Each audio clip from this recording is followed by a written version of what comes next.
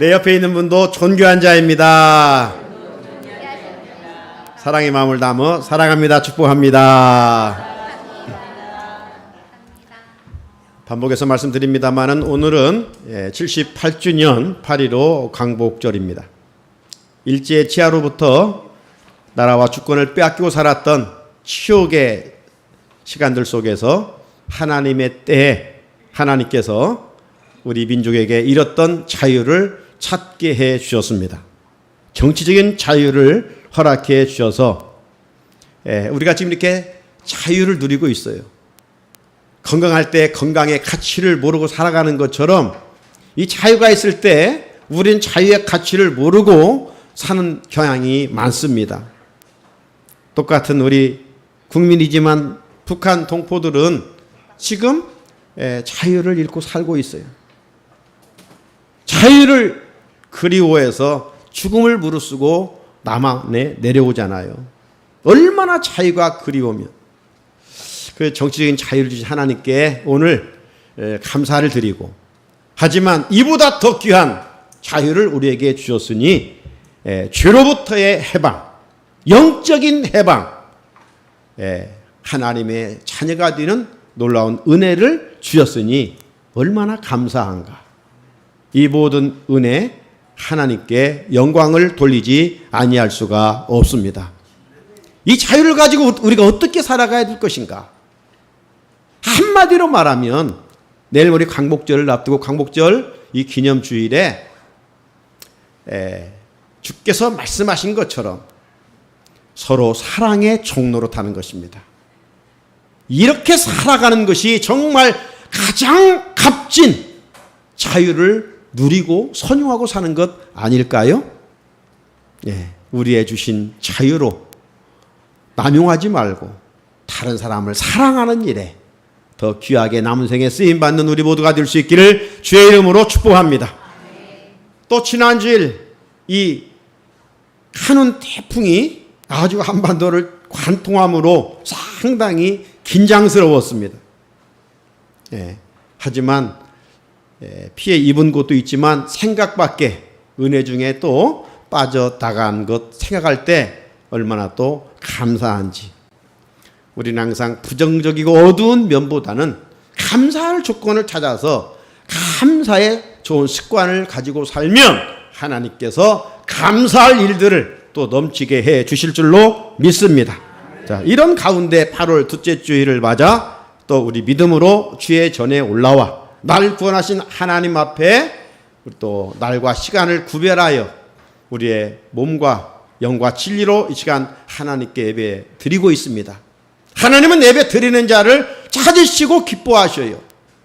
오늘도 하나님이 주시고자 하시는 은혜와 평강의 복이 우리 가운데 임할 수 있기를 주의 이름으로 축복합니다.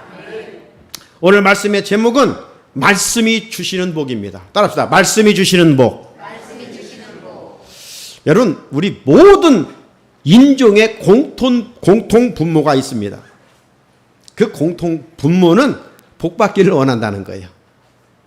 여러분, 누가 한 사람이 나는 거짓말 안 해. 이 말하는 순간 또 하나의 거짓말을 하는 것이죠. 거짓말 않고 살아갈 사람이 누가 있겠어요? 나 거짓말 안 해. 또 하나의 거짓말 한다는 거예요. 이런 것처럼 나는 복받기 싫어. 이런 사람이 있다면 그 말하는 순간 또 하나의 거짓말을 하는 셈일 거예요. 지구촌에 살아가는 모든 사람들은 복받기를 원해요. 자, 다른 나라는 제외하고 우리나라 사람들 어떻습니까? 참 복받기 좋아하잖아요. 네? 그래서 저 기와장에도 보면 복자가 써 있어요. 네? 잠자는 베개에도 복자가 써 있어요. 그렇죠? 밥 먹는 수저에도 어떤 숟가락에는 이전에 보면 복자가 써 있어요. 방석에도 복자가 써 있고 한복에도 복자로 술을 놓았어요. 이곳저곳 보면 복자가 참 많아요. 나가서 우리는 새해를 맞을 때마다 새해 복 많이 받으세요. 덕담하면서 시작하잖아요. 온통 복. 이 복권, 이 복입니다, 복. 이만큼 모두 복을 좋아해요. 자, 그렇다면 왜 지구촌에 있는 모든 사람들이 이렇게 복을 좋아할까? 여러분, 왜 복을 좋아한다고 생각합니까? 이 하나님께서 사람을 지으실 때 복을 받고 살도록 지으셨기 때문에 그래요. 하나님이 창조할 때 우리 인간에게 복을 받으라 명하시기 때문입니다. 창세기 1장 28절 아담과 하와에게 이렇게 말씀하셨어요. 하나님이 그들에게 복을 주시며 하나님이 그들에게 이르시되 생육하고 번성하여 땅에 충만하라. 땅을 정복하라. 바다의 물고기와 하늘의 새와 땅에 움직이는 모든 생물을 다스리라 하시니라. 말씀대로 순종하지 못하여 이제 창세기 5장에 가보게 되면 노아 홍수 사건이 있잖아요. 하나님께서 호흡하는 모든 것을 물로 심판하신 후에 그 가운데서 신실하게 하나님을 섬겼던 노아 가족 8명만 살아났지요. 그때 어떻게 보면 새 창조 속에서 노아에게 하신 말씀이 무엇인가? 복받으라는 이야기예요. 창세기 9장 1절에 하나님이 노아와 그 아들들에게 복을 주시며 그들에게 이르시되 생육하고 번성하여 땅에 충만하라. 복받으라는 거예요. 그 다음에 이제 창세기 12장에 가보게 되면 믿음의 족장 아브라함이 나오는데요. 그 아브라함에게도 하나님이 하신 첫 번째 말씀이 뭐냐? 2절에 내가 너로 큰 민족을 이루고 네게 복을 주어 네 이름을 창대하리니 너는 복이 될지라. 복받고 복이 될지라. 이렇게 말씀하셨어요. 사랑하는 성도 여러분, 이처럼 모든 인종을 초월하여 복받기를 원하는 것은 하나님의 창조의 원리다 이 말이에요. 그렇다면 복은 사람들의 관심 이전에 하나님의 관심이에요. 여러분, 우리 자녀들이 복받기를 원하잖아요. 우리 하나님도 우리 아빠예요, 아버지예요. 그래, 우리 자녀들이 복받기를 원하셔요. 자, 그런데 문제는 어디가 있을까요? 하나님이 원하시는 복을 모른 채 그저 인간의 좁은 생각 속에서 단지 보이는 것만 복이라고 생각하는데 문제가 있어요. 즉 땅의 복만을 추구하는데 문제가 있다 이 말이에요. 그렇다면 하나님이 주시고자 하시는 복은 무엇일까? 사람이 생각하는 것처럼 보이는 땅의 것이 전부가 아니에요.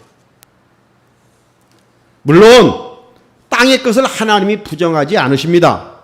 왜냐하면 우리는 육을 가진 존재이기 때문에 떡이 있어야 살 것을 주님은 아십니다. 그래서 우리가 살아가는 동안 하나님께서 때를 따라 필요한 복들을 주십니다. 자녀의 복도 주시고 건강의 복도 주시고 일터와 사업의 복도 주시고 이런저런 복을 주십니다. 실상 우리가 태어날 때 뭘 가지고 나온 사람이 있습니까? 벌거벗은 채로 빈손으로 왔어요. 공수레예요. 그런데 지금 우리는 남과 비교해서 좀 적을 뿐이지 내가 가지고 있는 것들이 얼마나 많습니까? 하지만 물질적이고 가시적인 복은 세상 사람들이 더 많이 가지고 누릴 수 있어요. 세상에 부유한 자들이 다 그리스도인들입니까? 재벌들이, 기업하는 사람들이 다 그리스도인들이에요? 아니에요. 하지만 그들은 우리보다 더 많은 이 땅에 보이는 것들을 소유하며 살아가고 있어요. 왜 그럴까요? 이런 일은 하나님이 세우신 심은 대로 거두게 하는 법칙 때문입니다. 따라서 예수를 믿지 않아도 성실하게 일하면 땀 흘려 노력하면 많은 것을 거둬 물질의 복을 받고 살 수가 있어요. 반대로 예수를 열심히 믿고 신앙생활을 잘해도 게으르다면 가난하게 살 수밖에 없지요. 그런 면에서 우리 성도들은 땅의 것을 얻는 것도 성실을 다해야 됩니다. 하지만 우리가 기억해야 됩니다. 세상 사람들처럼 복이라는 것이 이 세상에 유한하고 보이는 것이 전부라고 생각해서는 안 된다는 거예요. 우리 그리스도인들은 복의 기준을 세상 사람들의 기준이 아닌 하나님 말씀의 기준을 가지고 살아갈 수 있어야 된다는 말씀이에요. 하나님의 말씀이 선포하고 있는 복의 기준을 갖고 살아가는 사람이 최종적으로 승리하는 사람이고 하나님이 인정하시는 사람입니다. 하나님이 주시고자 하시는 진짜 복은 무엇일까? 하나님이 복 주시기를 원하시는데, 우리가 복의 사람으로 살기를 원하시는데 정말 하나님이 주시고자 하시는 복은 무엇이냐? 그것은 바로 대제사장 아론을 통해서 일찍이 이스라엘 백성들에게 주셨던 복이에요. 그 복은 민수기 6장 24절로 26절에 있는 말씀입니다. 여호와는 내게 복을 주시고 너를 지키시기를 원하며 여호와는 그의 얼굴을 비추사 네게 비추사 은혜에 베푸시기를 원하며 여호와는 그의 얼굴을 네게로 향하여 드사 평강 주시기를 원하노라 할지니라 하라. 그러면서 이어지는 27절에 이렇게 말씀하십니다. 하나님 아론에게 이같이 내 이름으로 이스라엘 자손에게 축복할지니 내가 그들에게 복을 주리라. 우리는 이 말씀을 통해서 하나님이 택한 자녀들에게 어떤 복을 주시고자 하시는지 그림처럼 아주 생생하게 찾아볼 수가 있습니다. 어떤 복입니까? 첫째는 은혜의 복입니다. 따라합시다. 은혜의 복. 이 은혜의 복이란 한마디로 말하면 구원의 복이에요. 예수 믿고 우리가 복 받았다고 하는 건 다른 게 아니에요. 구원받았다는 거예요. 하나님의 자녀의 권세를 누리며 살게 됐다는 거예요. 그래서 장차 천국을 기업으로 누려 영생의 복락을 누리는 거예요. 이 세상은 100년도 못 사는 거예요.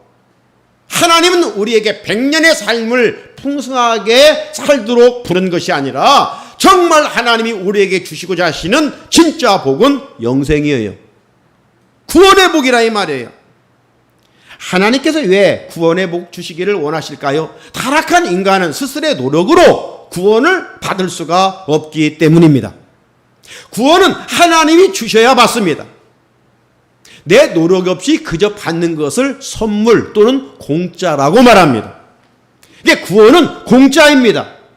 구원은 내가 어떤 1% 아니 0.0.1%의 노력과도 아무 상관이 없어요. 그러면 값이 싸서 공짜인가? 예? 물건이 시간이 지나서 덤핑 처리할 때 우리가 그런 존재입니까? 우리는 고백하는 것처럼 정말 세상 그 무엇과 비교할 수 없는 존귀한 자예요. 네? 내 가치를 알고 살아가는 우리 그래 창조신앙 아닙니까?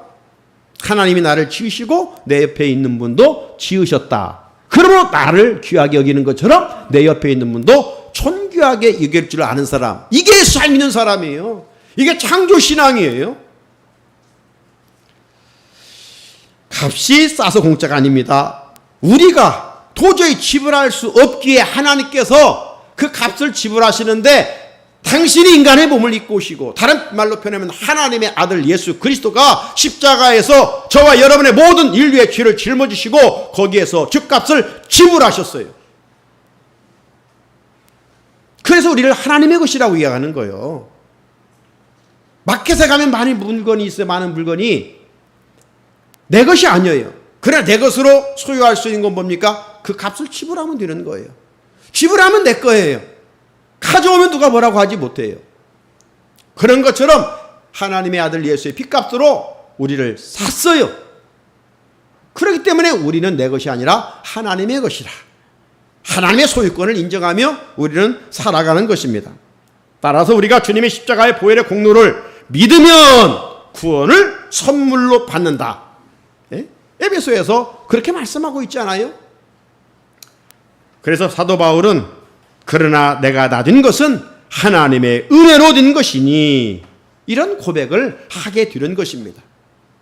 우리가 은혜 받은 것은 하나님의 은혜지 내 공로가 아니라는 말씀이에요. 하나님이 주시고자 하시는 최고의 복은 뭐냐? 은혜의 복인데 그 은혜의 복이 뭐예요? 구원의 복이에요. 또 하나 하나님이 주시고자 하는 복이 있는데 평강의 복입니다. 따뜻하 평강의 복. 이 평강의 복은 하나님께서 구원하신 자에게만 주시는 샬롬의 복이에요. 평강의 복은 우리가 원하는 땅의 복도 물론 포함되어 있지만 그 복은 어디에 부어주느냐? 우리의 심령에, 우리 마음에 부어주는 복이에요. 그래서 세상에 돈이 있으면 고급 침대에 살 수 있지만 단잠까지는 살 수 없다고 그렇게 이야기들 하지 않습니까? 하지만 하나님은 구원받은 백성의 마음에 환난이 있을지라도 고난이 있을지라도 성령을 통해서 우리 생각과 마음을 다스리고 지배하시면서 그 가운데서도 마음의 평강의 복을 선물로 주시는 것입니다. 그래서 단잠 자게 하시는 거예요. 이게 평강의 복은 뭐냐? 평강의 복은 샬롬이고 천국이에요. 세상 것은 돈으로 해결할 수 있지만 천국은 돈으로 해결할 수가 없어요. 주님을 마음에 모시고 사는 사람은 그래서 우리 찬송 부르는 것처럼 어떤 궁궐이나 초막이나 내주 예수 모신 곳 그 어디나 하나님의 나라라고 고백하고 있습니다. 예수님을 마음에 모시고 사는 사람은 어디에 있든지 무엇을 하든지 하나님의 나라를 맛보며 감사하며 찬송하며 기뻐하며 행복하게 살 수가 있습니다. 사랑하는 성도 여러분, 이처럼 하나님이 주시기 원하시는 복은 뭐냐? 은혜의 복과 평강의 복이에요. 그런데 여러분, 여기 중요한 원리를 우리가 하나 깨달아야 돼요. 이 순서는 뒤바뀌지 않는다는 겁니다. 평강과 은혜, 이게 성립이 안 된다는 거예요. 항상 은혜가 먼저고 그 다음에 그림자처럼 평강의 복이에요. 무슨 말일까요? 구원을 받은 은혜 입은 사람만이 진짜 평강의 복을 누릴 수 있다라는 말씀이에요. 그래서 사도 바울은 교회에 편지를 쓸 때마다 서신서에서 계속 인사말에 반복말을 쓰잖아요.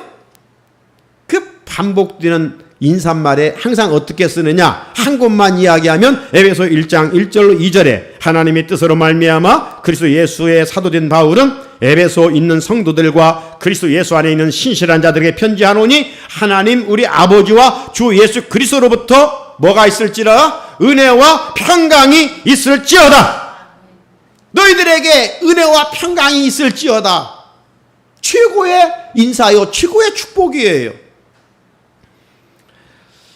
그렇다면 오늘 우리도 다른 복이 아니라 늘 기도할 때마다 하나님 저에게 은혜의 복과 평강의 복을 주십시오. 늘 기도할 수 있어야 합니다. 자, 그렇다면 문제는 이 하나님이 주시고자 하신 은혜와 평강의 복이 어디를 통해서 오느냐? 어디를 통해서 오느냐? 이게 중요한 거죠. 어디를 통해서 와요? 말씀의 파이프를 통해서 주시는 거예요. 말씀의 파이프를 통해서. 왜 그럴까요? 7월 월상 예배 드릴 때도 말씀드렸지만 우리가 믿는 하나님도 말씀이시고 우리 예수님도 말씀이시기 때문에 그렇습니다. 하나님께서 말씀으로 세상을 창조하셨고 예수님께서 타락한 인간을 말씀으로 재창조하셨기 때문입니다. 그래서 우리 기독교는 최고의 권위가 하나님 말씀이에요. 말씀 빼면 아무것도 아니에요. 말씀 빼면 우리의 믿음도 헛것이에요. 그렇게 오늘 시인은 말씀 본문 97절에서 이렇게 반응합니다. 내가 주의 법을 어찌 그리 사랑하는지요. 내가 그것을 종일 작은 목소리로 읊조리이다. 정말 말씀을 사랑하는 그냥 진한 모습을 볼 수가 있잖아요. 어찌 그리 사랑하는지요. 내가 그것을 종일 작은 소리로 읊조리이다. 묵상한다는 것이죠. 그렇게 기도한다는 것이죠. 앞에서 우리가 살펴본 것처럼 그래서 시인은 재물을 즐거워함과 같이 주의 법도를 즐거워한다고 고백하지 않았습니까? 이런 고백들을 통해서 시인이 주의 말씀을 얼마나 뜨겁게 사랑하고 있는지, 말씀에 대한 열정이 얼마나 깊은지 우리가 알 수가 있어요. 자, 그렇다면 이제 시인은 그렇게 말씀과 관련해서 깊은 애정 표현을 하고 살아갔는데 오늘 내 모습은 어떻느냐 이 말이에요. 오늘 내 모습은 어때요? 여러분 지금 금년에 주일마다 말씀을 이렇게 강조하고 있는데 여러분의 삶의 자리에 말씀과 관련하여 어떤 삶을 살아가고 있습니까? 하나님은 아시고 계시죠. 그냥 주일에 성경책만 들고 왔다 갔다 하는 그리스도인인가? 아니면 주일날 예배 시간만 와서 성경 펴고 읽고 끝나는가? 아니면 그래도 작정하고 주일 지난 후 한 이틀, 3일 그냥 보다가 또 덮어버리고 마는가? 아니면 매일매일 말씀과 더불어서 일용할 양식만이 아니라 영의 양식을 섭취하면서 경건 생활을 통하여 예수의 제자답게 세상에서 선한 능력을 나타내며 살려고 애를 쓰고 있는가? 오늘 우리 자신에게 물어볼 수 있어야 하지 않겠어요? 하나님은 어느 때나 말씀으로 역사하시기 때문입니다. 그렇다면 우리도 시인처럼 말씀을 사모하고 사랑해야 되겠지요. 우리가 말씀을 사랑하는 만큼 인생이 복되고 인생이 아름답게 연걸어 갑니다. 햇빛을 통해서 곡식이 연걸어 가는 것처럼 말씀이신 예수 그리스도, 빛이신 예수 그리스도의 말씀에 거할 때 우리는 아름답고 풍성하게 내 삶이 빚어가는 거예요. 진주처럼 아름답게 가치 있게 빚어가게 되는 거예요. 그래서 시인은 우리가 시편 1편 2절에서 어떤 말씀이 있습니까? 이 말씀을 즐거워하며 율법을 주야로 묵상한다고 하지 않았어요? 그런 인생은 어떤 복을 약속했습니까? 저는 시냇가에 심은 나무와 같이 철 따라 열매를 맺고 그 잎이 마르지 않고 그리고 그 모든 하는 일이 형통하리로다. 말씀을 사랑하는 자에게 하나님이 그런 놀라운 축복을 약속을 하셨어요. 사랑하는 성도 여러분, 이 불들은 천선을 통해서 밝혀집니다. 천선이 연결돼야 불이 밝혀져요. 집에 있는 수도꼭지는 수도관과 연결됐을 때 물을 낼 수가 있는 거예요. 이런 것처럼 하나님이 정말 주시고 계시는 은혜와 평강은 무엇을 통해서 오는가? 말씀을 통해서 오는 거예요. 말씀을 통해서. 말씀을 모르면 은혜의 구원의 복도 없고 진정한 심령에 부어주는 복도 누릴 수가 없어서 가졌어도 늘 염려하고 걱정하고 이렇게 살아갈 수밖에 없는 거예요. 물고기를 떠난 물고기가 죽는 것처럼 하나님을 떠난 심령은 이미 죽은 거예요. 그래서 맨날 걱정 많은 거예요. 네? 그래서 만 가지 가진 사람이 만 가지 걱정하는 거예요. 하나님 없는 세상 것은 그런 거예요. 그러나 10가지만 가졌어도 하나님 모시고 살아가는 사람은 만족하고 찾아가고 감사하면서 천석군 만석군보다 부자로 살아가는 거예요. 이게 멋진 삶 아니겠어요? 가졌는데도 더 가지려고 늘 목말라 하고 네? 인색하게 살면 그 삶이 무슨 복이 있겠어요? 사랑하는 성도 여러분, 사랑하는 사람들과는 떨어져 있기 싫지요. 그리고 언제나서나 그 임을 생각하는 거예요. 이처럼 하나님을 사랑하는 사람은 하나님의 말씀을 늘 가까이 하는 거예요. 그리고 말씀을 묵상하는 거예요. 예, 말씀을 사랑하는 깊이가 주를 사랑하는 깊이예요. 그렇다면 오늘 본문에서 시인이 경험한 말씀이 주는 복은 어떠하다고 고백하고 있습니까? 말씀이 주는 복. 첫째, 원수보다 지혜롭다고 말씀합니다. 말씀이 원수보다 지혜롭다.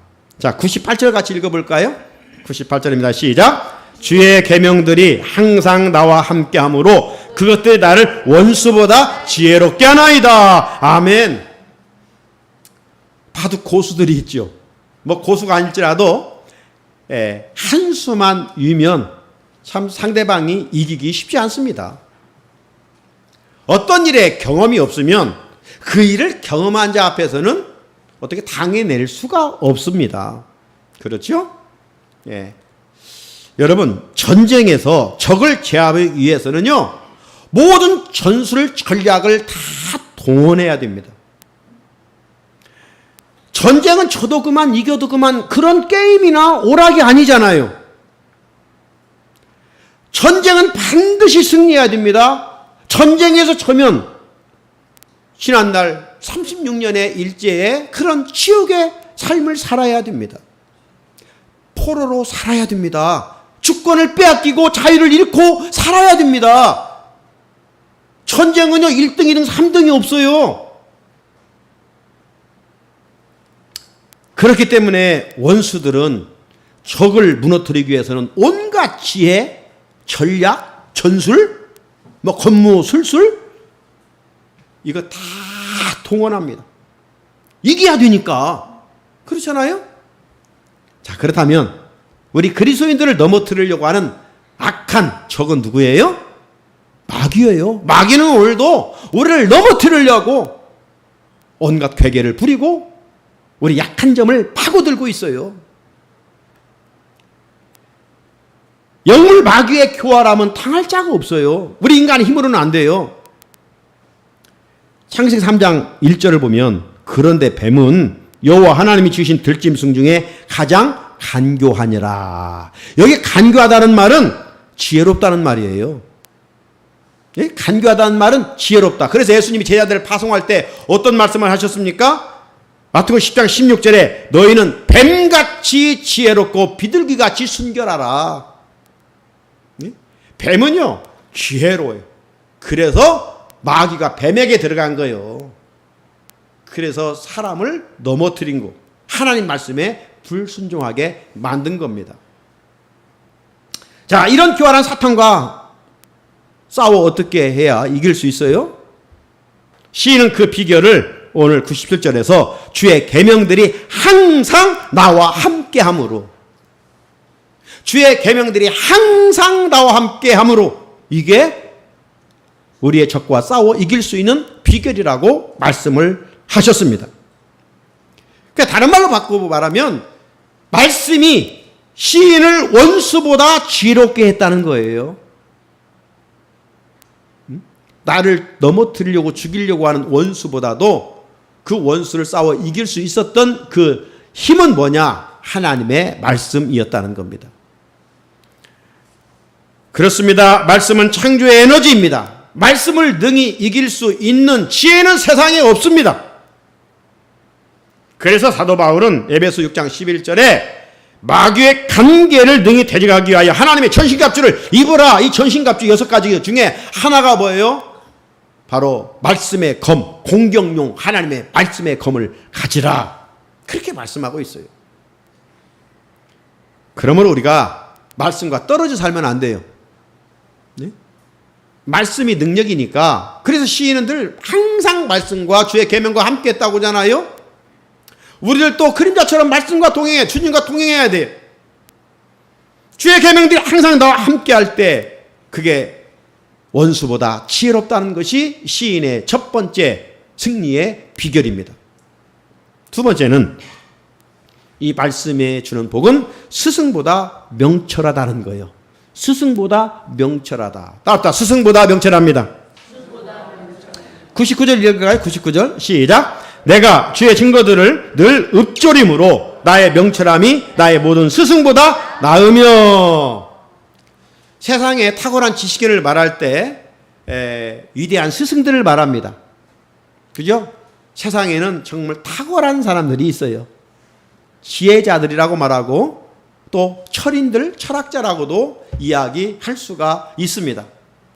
우리와 같은 범한 사람들이 아니에요. 아주 비범한 사람들입니다. 사도 바울 시대 때는 가말리엘이라고 하는 정말 대단한 스승이 있어서 거기에 밑에서 공부한 문화생들은 정말 알아주는 그러한 자들이었어요. 바울은 그 밑에서 공부를 했어요. 로마 시민권도 가지고 있었기 때문에. 자, 세계사 보면 이런 각 분야에 정말 탁월한 사람들이 있지요. 그래서 노벨상도 받기도 하죠. 탁월하기 때문에. 자, 우리나라에는 작고한 이어령 교수가 있습니다. 그죠? 자타가 인정하는 석학이라고 이야기를 합니다. 그분은 정말 80이 넘으면서도 그분의 방을 TV로 한번 비춰주는데 이 모니터를 6, 7개를 연결시켜서 젊은이들도 따라갈 수 없는, 젊은이들보다 한 걸음 앞서가는 이런 지적인 능력을 소유한 사람이었습니다. 자, 이런 사람이, 지식을 자랑하고 살던 사람이 자기 딸이 무너지고 죽어가는 고통 속에서 하나님을 찾게 되잖아요. 그래서 하나님을 만나게 되고 신앙생활을 입문하여 세례를 받고 크리스찬으로 살면서 지성에서 영성으로 가는 놀라운 책을 썼습니다. 지성에서. 이제까지 자기가 지성의 세계에서 살았는데 이것보다 더 탁월한 것이 있다면 영성이라. 지성에서 영성으로. 오늘 시인은 세상에 살았던 석학들과 철학자들과 제의 대명사로 말하는 모든 스승보다도 주의 말씀이 더 위대하다고 고백을 하고 있습니다. 왜 그럴까요? 세상에서 얻은 지식과 깨달은 명철로는 살아계신 하나님을 알 수 없기 때문입니다. 아니, 얄팍한 지식 가졌다고, 남보다 좀 많이 배웠다고 그것 때문에 교만하여 하나님을 영접하지 않습니다. 믿지 않습니다. 이어령 교수는요, 여기 가까운 이화여자대학교 선교사들이 세운 미션 스쿨의 교수였습니다. 예? 그런데도 그 지식을 자랑하느라고 예수를 믿지 않았어요. 아니, 하나님을 부정했어요. 이처럼 세상 지식으로는 하나님에 관한 지식을 알 수가 없어요. 오직 말씀으로만 하나님을 온전하게 알 수가 있습니다. 그래서 시인은 주의 증거들을 늘 읊조림으로 나의 명철이 세상 모든 스승보다 탁월하다, 낫다. 그래서 예수 잘 믿으면요, 공부를 비록 못했을지라도 지혜가 있는 거예요. 지혜가 있어요. 이것이 시인이 두 번째로 고백하는 말씀이 주는 복이었어요. 끝으로 말씀이 주는 복은 노인보다 명철합니다. 따라합시다. 노인보다 명철합니다. 100절을 읽겠습니다. 100절 시작. 주의 법도들을 지킴으로 나의 명철함이 노인보다 나으니이다. 아멘. 여러분, 어른들은 어려운 시기에 태어나셨기 때문에 참 배우지 못했어요. 하지만 요즘 젊은이들 우리나라 이 학습 능력은요 대단해요. 세계 1위입니다. 예. 어느 나라가 이렇게 대학 많이 갑니까? 우리나라는 뭐 대학이 의무교육처럼 다 거의 뭐 대학 다니잖아요. 대단한 나라입니다. 예. 부모들의 학구열 배우지 못했기 때문에 자녀들만큼은 배워서 정말 행복하게 살아가라고 먹지 못하고 입지 못하고 자녀들 뒷바라지 하잖아요. 참 귀한 일이죠. 하지만 젊은이들이 아무리 많이 배웠어도 어른들을 따라갈 수 없는 것이 있어요. 그게 뭐예요? 경험입니다. 경험은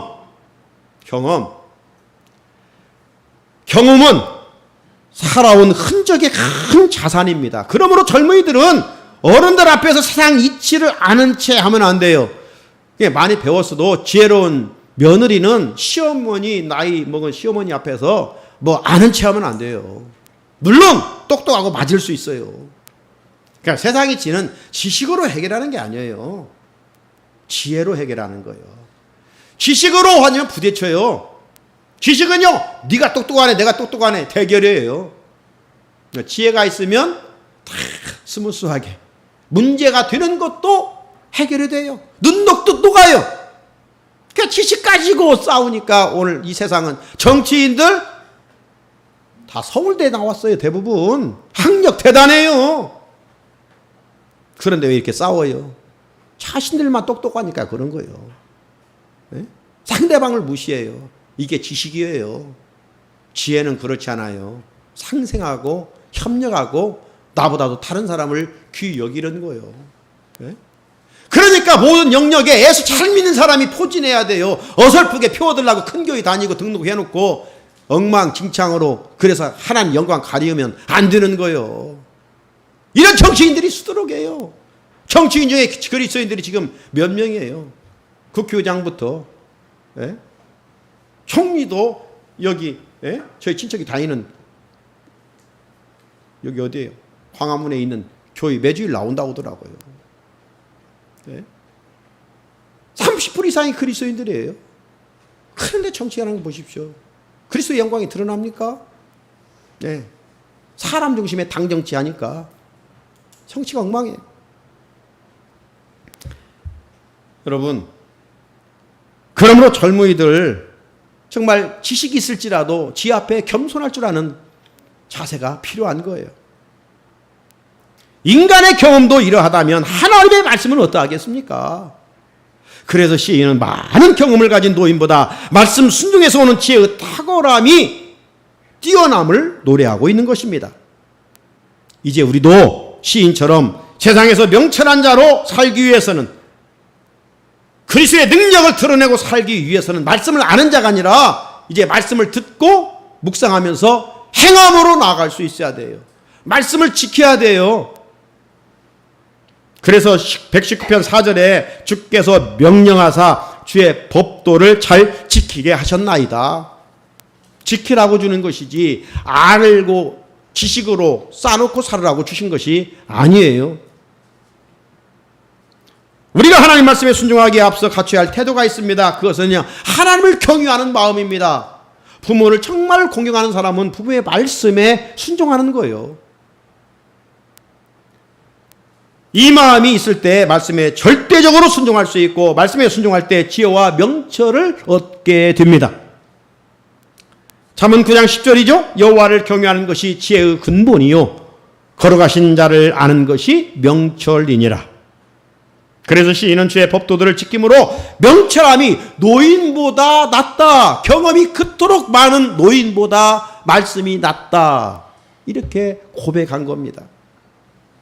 이것이 시인이 세 번째로 고백하는 말씀이 주는 복입니다. 사랑하는 성산의 성도 여러분, 말씀은 능력이요 지혜요 보화요 축복입니다. 말씀이신 하나님은 어느 시대나 말씀으로 역사하십니다. 오늘도 금년표처럼 하나님은 말씀의 생기로 우리를 살려주시기를 원하십니다. 나아가 말씀으로 복된 삶을 살도록 이끌어 주십니다. 하나님 말씀과 더불어 사는 자들에게 지혜와 명철을 주사 원수와 스승과 노인보다 탁월한 삶을 살게 하신다고 약속하셨습니다. 말씀 듣는 이 은혜가 우리 가운데 있으시기를 주의 이름으로 축복합니다. 거룩하신 하나님 아버지, 시인은 꿀보다도 말씀이 달다고 했습니다. 청금보다도 가치가 있다고 했습니다. 오늘은 그 말씀이 주는 복에 대해서 생각해 보았습니다. 원수보다 스승보다 노인보다 탁월한 것이 말씀이라고 했습니다. 그런데 우리는 주일날만 말씀 듣고 6일간은 말씀과 동떨어져 살고 있지는 않는